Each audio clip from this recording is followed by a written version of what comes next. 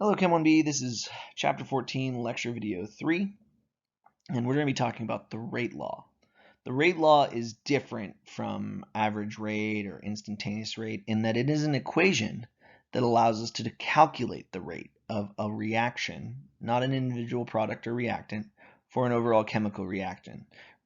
It is based on not just one of our reactants, but all the reactants in the reaction and how their concentrations change the rate of the overall reaction. Now, like I said, it's an equation. So what is the rate law for the general chemical reaction? Same thing as before, the lowercase letters are stoichiometric coefficients. The uppercase letters are our compounds, the reactants and products in the reaction. And if we look at this reaction, our rate law is going to be equal to, the rate is equal to K times the concentration of our reactant A to some power M times the concentration of reactant B to some power N. Now, K is what we call the rate constant, right? So this is a constant. It changes with temperature, but it does not change with concentration. So if I change the concentration of A or B, K is going to stay the same as long as we're at the same temperature.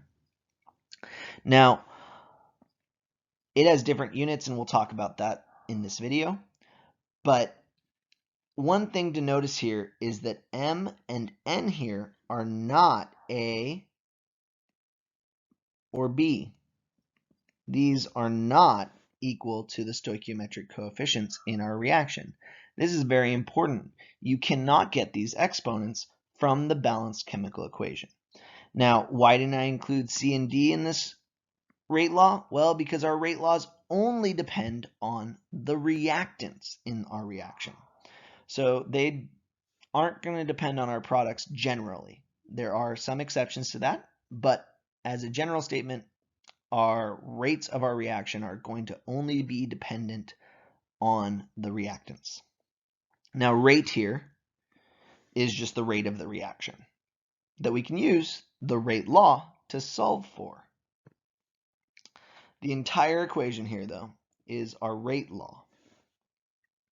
The rate law is an equation. The rate is something we can calculate from the rate law. Again, can't stress this enough. M and N, the exponents in our rate laws, are not directly related to the stoichiometry of our reaction. And K is a constant. It's for the whole reaction, and it only changes with temperature. So it's temperature dependent, but it's not concentration dependent. It stays constant as long as we're not changing temperature. Now, we have classified different reactions into what we call overall orders of the reaction. Now, the order of a reaction is just simply going to be equal to the sum of the two exponents, right? So if I add M plus N here, I would get the overall order of whatever reaction I was doing. If I have more exponents to add, I'd add all of them together. That would give me the order of the reaction. And the order of the reaction is just a way to classify different reactions into groups that have similar relationships with concentration and rate. So let's keep talking about this a little bit more. The rate law provides information on how the rate depends on all the reactants. So it's a very useful equation to have. So if I know K, for instance, and I know M and I know N for a given reaction, at any set of initial concentrations, I can calculate the initial rate of a reaction just using the rate law. This allows me to kind of sidestep the whole, taking the slope of the tangent line and doing some calculus. So if I know the rate law, I can calculate the initial rate of my reaction just by using the equation. Again, the rate law itself is not relative to the rate or speed of the reaction. It is the full equation. This whole equation here would be my rate law for a given reaction, not the rate.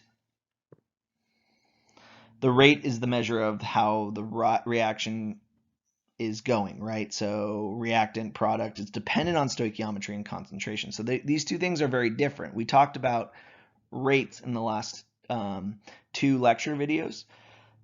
The rate law, we can calculate the rate from it, but it is not the rate of the reaction. The rate constant, like I said earlier, does not depend on concentration. It is only temperature dependent. So the rate constant is not going to change unless we change temperature. And these M and N values, how do we figure them out? Because they're not just letters, they're numbers. And the way we figure these out is through experimental data. We can't use stoichiometry to figure these out. So if we have a balanced equation, tough. That doesn't help us determine our rate law. We need actual experimental data in order to calculate and determine the exponents in our rate law, and K for that matter. So let's talk about orders of reaction. Like I said earlier, the order of our reaction is simply the sum of all the exponents above the concentration terms in the rate law. Now there are a number of different types of reactions, and they can usually be classified into 3 sets of reaction orders. Now there are more than 3. So you can have 0 order where all the exponents add up to 0. You can have first order where they all add up to 1. Second order where they all add up to 2. You could have third or fourth or fifth order, but most reactions fit into 0, first, or second, and these are the ones we're going to be primarily focusing on in this class. However, you may see problems where we have a third or fourth or fifth or sixth or seventh order reaction rate. So if we look at a rate law where we just have a single reactant, then when N is 0, that would make it a 0 order reaction. Or if N is 1, then it's first order. Or if N is 2, it's second order. Again, we just add up all the exponents. Since this rate law only has one exponent, whatever that exponent is gives us the order of that reaction. N is typically an integer value, meaning a whole number positive value. Not always, but most of the time.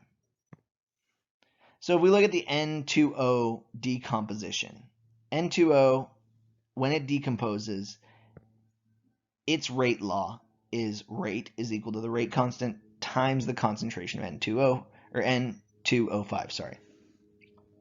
This exponent here is not given, which tells us that it's 1.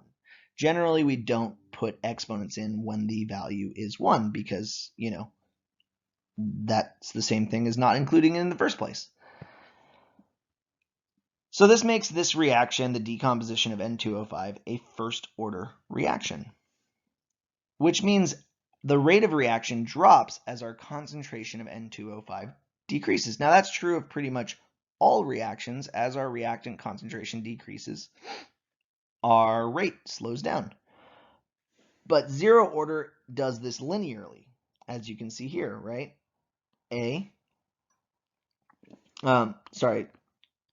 The concentration, as it decreases over time differently for the different orders, right? So for a 0 order, it's a linear decomposition or a decrease in concentration of the reactant. For a first order, it's exponential.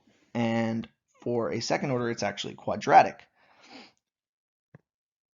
The rate law for this reaction, this guy here, we got that from experimental values. So let's at this a little bit more. Let's see how rate changes with concentration depending on which order you're talking about. Now, for a 0 order reaction, you can see here as the concentration decreases going that way, what happens to the rate? Nothing. 0 order reactions are independent of reactant concentration for their rate, which makes sense because we have a 0 here, and anything taken to the power of 0 is 1. So really the rate for a 0 order reaction, or the rate law for a 0 order reaction, is just rate is equal to K, and that's it. For a first order reaction, it's a linear relationship with concentration, with, the slope with the rate decreasing as concentration decreases. And for a second order reaction, it's a quadratic relationship. As the concentration decreases, the rate decreases quadratically with reactant concentration. All right, so let's look at how we can kind of work with this. So Let's look at a rate law, right? So here's that decomposition of N2O5 here. You can see we have a 2 here, but there's no exponent here that's 2. That's because, again, rate laws are not based on the stoichiometry in the balanced equation. They have to be experimentally determined. So what's the overall order of this reaction? Well, if this is my rate law, I have a 1 there that's not shown, like we said on the previous slide. The overall order of this reaction is 1. Now, if we look at the reaction down here, what's the overall order here of this guy? Well, we have a 1 here and a 1/2 here. So this is an order of 1 and 1/2, or most of the time when it's a fractional value, we list it as a mixed number. So we'd write this as the overall order of 3/2. So that's kind of how we can calculate this. We just simply add all the exponents in our rate law, and that gives us our overall order.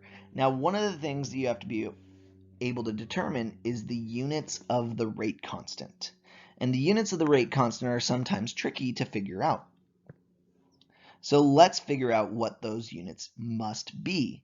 Now, one of the reasons why the units for K are tricky are that they change based on the overall order of the reaction. Now, if we think about rate's pretty much always going to be in molarity over time. Now, time could be in seconds. Most of the time it's in seconds. Could be in minutes, could be in hours, could be in years. Doesn't really matter what unit it is, but it's always molarity over time is the rate of our reactions. Both of these will be that value.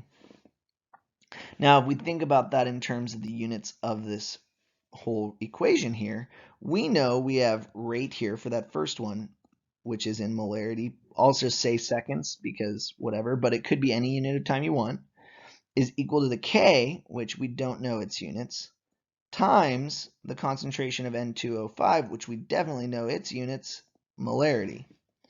So I can rearrange this, divide over by my molarity on both sides, that cancels, right? And if I divide molarity over here, the molarities cancel. So what are the units of K? The units of K are S to the negative 1, or same thing as 1 over S. Does that make sense? So if it doesn't, please email me or come to discussion. But let's do it for a little bit harder one. That's, first order. Let's do the 3/2 order reaction. So what if we're talking about this guy's units? Well, same situation, right? Rate is still molarity per time. We're going to say seconds just because, that's going to be equal to K's units, whatever it is, times molarity to the power of 1 times molarity to the power of 1/2. Well, I can combine these terms, right? So I get M over S is equal to K's units times molarity to the power of 3/2. And if I divide this over, I can get my rate constant's unit. Now these two are going to cancel. And we're going to cancel some of this, but not all of it.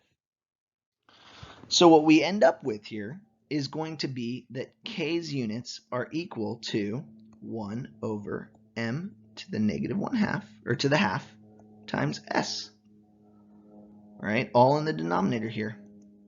Or M to the negative 1/2 times S to the negative 1.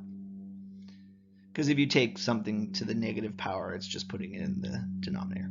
All right, so this will be the end of this lecture. Oh, sorry. Yeah, this will be the end of this lecture video. If you have any questions, please let me know about how to determine units from K or the components of a rate law.